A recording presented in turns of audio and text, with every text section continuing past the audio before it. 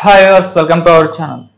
So Chandrababu గారు తన skill development scam లో తన అరెస్ట్ అక్రమం అని చెప్పేసి క్వాష్ పిటిషన్ కి అయితే వెళ్ళడం జరిగింది. సో చాలా రోజులు ఇది వాయిదాల మీద వాయిదాలు పడుతూ రావడం చూసాం. ఇందులోనే ఆయనకు రెగ్యులర్ బెయిల్ దొరికి ఇప్పుడు ఆ బెయిల్ పైనే బయట ఉండడం జరిగింది. అయితే ఈ రోజు ఈ క్వాష్ పిటిషన్ పైన సుప్రీంకోర్టులో అయితే విచారణ జరిగింది. ఈ విచారణలో ద్విసభ్య బెంచ్ లో వాళ్ళిద్దరి మధ్య కూడా భిన్నాభిప్రాయాలు అయితే వ్యక్తం అయ్యాయి. ఒకటి వర్తిస్తుందని, ఇంకోరు 17 years వర్తించదని చెప్పడం చూసాం. మరి ఏం జరగచ్చు అంటారు చంద్రబాబు గారి కేసులో? ఈ అంశం మీద డిస్కస్ చేయడానికి ప్రజెంట్ మనతో పాటు క్రిమినల్ కోర్ట్ అడ్వకేట్ విజయలక్ష్మి గారు ఉన్నారు. వారితో ఒకసారి మాట్లాడదాం. మేడం నమస్కారం. మేడం ద్విసభ్య బెంచ్ లో మరి క్వాష్ పిటిషన్ పైన వాళ్ళు విచారణ జరిగితే ఒకరు ఏమో 17 years వర్తించదు అని, ఇంకొకరు వర్తిస్తుందని చెప్పేసి ఇలా భిన్నాభిప్రాయాలు వ్యక్తం చేశారు. ఎందుకు ఈ విధంగా జరిగిందంటారు? అంటే ఇప్పుడు ఒక మామూలుగా చూసుకున్నా మనం ఒక వ్యక్తి మీద అభియోగం వేస్తాం, అది కోర్టుకు వెళ్ళిన తర్వాత అది నిరూపణ అయ్యేదాకా మనం డిసైడ్ చేయలేము అతను నేరస్తుడు అని. ఇప్పుడు చంద్రబాబు అనే కాదు, ఎవరి మీదైనా సరే. అప్పుడు కోర్టు ఏం చేస్తుందంటే వాళ్ళని బట్టి ఇది ఈ బెంచ్కి వెళ్ళాలి లేదా సింగిల్ బెంచ్కి వెళ్ళాలని కోర్టు నిర్ణయిస్తుంది. కోర్టు నిర్ణయించిన తర్వాత అది యాజ్ పర్ ద ప్రొసీజర్ వెళ్ళిపోతూ ఉంటుంది. అలాగే చంద్రబాబు గారిది కూడా వెళ్ళింది. సో ఇక్కడ ఏంటంటే ఇతను మాజీ సీఎం గారు కావడం వల్ల అందరికి పబ్లిక్ ఏంటంటే యాంగ్జైటీ, ఏం జరుగుతుంది. ఇప్పుడు క్వాష్ ఒకటి ఉన్నారు, క్వాష్ కి ఇప్పుడు సంబంధం లేదు, ఆల్రెడీ ఆయన రిమాండ్కి వెళ్ళి వచ్చేసారు. క్వాష్ అవసరం లేదు. ఇప్పుడు రిమాండ్కి ముందు క్వాష్ వేశారు, రిమాండ్కి వెళ్ళను అన్నట్టు, నాకు హెల్త్ బాగోలేదని లేదా వేరే ఈ కేసులో నాకు ఇన్వాల్వ్మెంట్ లేదని ఏవో కాజెస్ పెట్టి వాళ్ళు అడ్వకేట్ వేశారు. సో కానీ ఆయన రిమాండ్కి వెళ్ళి వచ్చేసారు. ఇప్పుడు డజంట్ మ్యాటర్, దానికి పక్కన పెట్టేసేయండి. క్వాష్కి ఇప్పుడు సంబంధమే లేదు. ఎప్పుడైతే ఇది ప్రాసిక్యూషన్ వాళ్ళు దీన్ని నిరూపించాలన్నమాట, ఈ బర్డన్ అంతా ఎవరి మీద ఉంటుంది, వీళ్ళు నేరస్తులా కాదా, ఇప్పుడు సీఎం గారు ఈయన అన్నది అక్కడ ముఖ్యం ఉండదు. ఎవరైనా కానివ్వండి, కోర్టుకు వచ్చిన తర్వాత ఆయన నేరం అభియోగించబడ్డాడు, ఇప్పుడు నేరస్తుడు కాదు ఆయన. ఆయన మీద నేరం ఉందా లేదా ఇన్వెస్టిగేషన్ చేయాలి. ఈ ఇన్వెస్టిగేషన్ లో ఆ ఆఫీసర్ మీద ఉంటుంది, తర్వాత ప్రాసిక్యూషన్ లో ఉంటుంది. కోర్టులో వీళ్ళు అవన్నీ ఇది ఎప్పుడు వస్తుందంటే ట్రయల్ బేస్ అవన్నీ అక్కడికి వచ్చేదాకా మాత్రం ఎవరికి తెలియదు. ఇది అంతవరకు రావడానికి ఇవన్నీ అంటారు, ఇది పనికిరాదు. ఒక్కొక్కరు ఒక్కొక్క ఒపీనియన్ చెప్తారు. 17 years ఈయనకి వర్తించదు, ఒక బెంచ్ అంటుంది 17 years వర్తిస్తుంది అని. అంటే అది ఆయన నిరూపించుకోవాలి కదా. ఇప్పుడు ఆయనేమో నేరారోపణలో ఉన్నాడు, దట్టు మాజీ ముఖ్యమంత్రి గారు. సో ఇవన్నీ వాళ్ళు పరిగణనలో తీసుకొని ఎవరి ఒపీనియన్ వాళ్ళు చెప్తున్నారు. అంతేకాని ఇది కోర్టు ఏదో ప్రజలు ఇలా అన్నారని లేకపోతే వాళ్ళ ఫాలోవర్స్ ఇలా అన్నారని నిర్ణయించదు. దాన్ని ఎంతవరకు ఇన్వెస్టిగేషన్ జరిగింది, ఆ ఇన్వెస్టిగేషన్స్లోని ఎన్ని చేతులు మారాయి, ఎలా ఈయన వరకు వచ్చింది, ఈ నేరం ఎందుకు ఈయన మీద మోపబడింది, ఇవన్నీ వస్తాయమ్మా.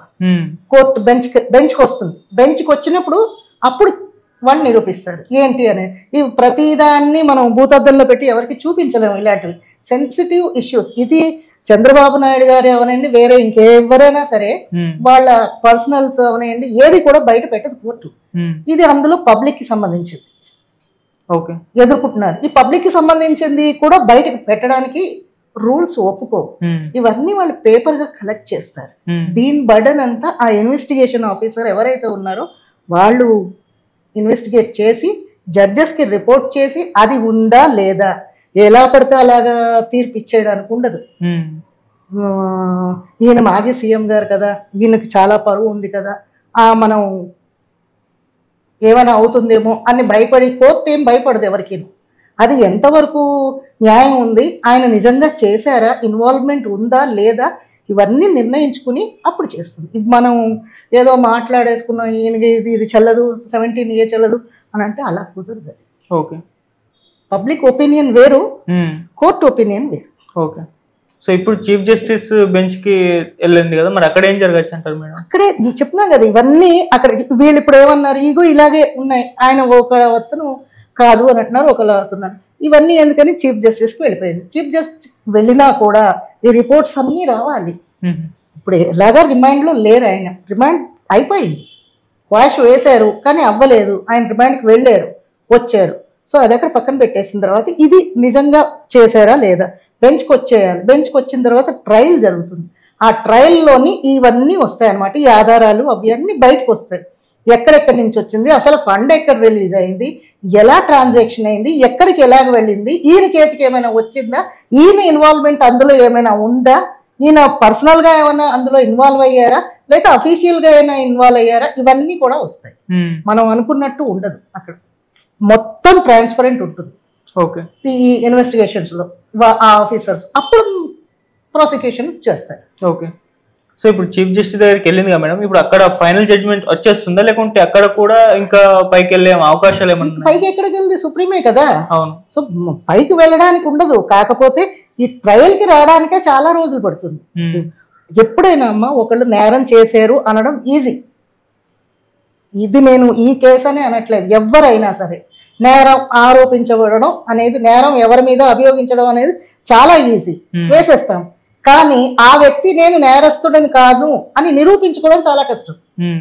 ఎవిడెన్సెస్ కావాలి. ఆయన మీదే ఉండదు ఇది. ఇప్పుడు ఇది పబ్లిక్ పర్సన్, ఇప్పుడు ఆయన ప్రైవేటుగా ఎదుర్కోవట్లేదు, ఇది ఆయన సొంత అభియోగం కాదు కదా, ఇది ఒక గవర్నమెంట్ లో చేస్తున్నప్పుడు ఆయన మీద వచ్చిన అభియోగం.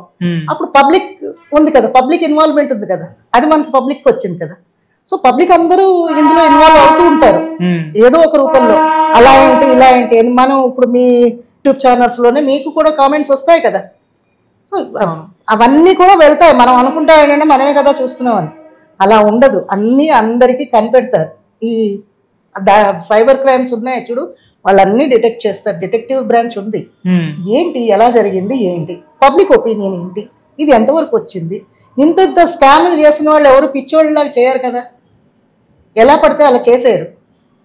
సో నిజంగా జరిగిందా జరగలేదా అనేది వాళ్ళకి ఇంట్రాగేషన్స్ ఉంటాయి. చాలా ఇది ఉంటుంది. డిటెక్టివ్ బ్రాంచ్ ఉంది, సైబర్ క్రైమ్ బ్రాంచెస్ ఉన్నాయి. ఇవన్నీ చాలా వర్క్ ఎలా ఉంటుందని చాలా హార్డ్ వర్క్ చేస్తారు.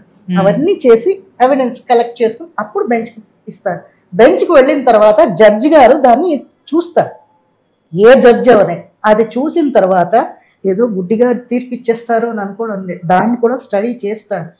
తర్వాత ఈ ట్రాన్సాక్షన్స్ ఎలా జరిగాయి, ఎవరికి వెళ్ళింది, ఏ కంపెనీ నుంచి ఏ కంపెనీకి వచ్చింది, డైరెక్ట్ ఈయన అకౌంట్కి వచ్చిందా లేకపోతే గవర్నమెంట్ అకౌంట్కి వచ్చిందా, గవర్నమెంట్ అకౌంట్ నుంచి ఇప్పుడు కొన్ని స్కూల్స్ ఇప్పటికీ అదే కాలేజెస్ నడుస్తున్నాయి అని అన్నారు ఆ వర్క్కి.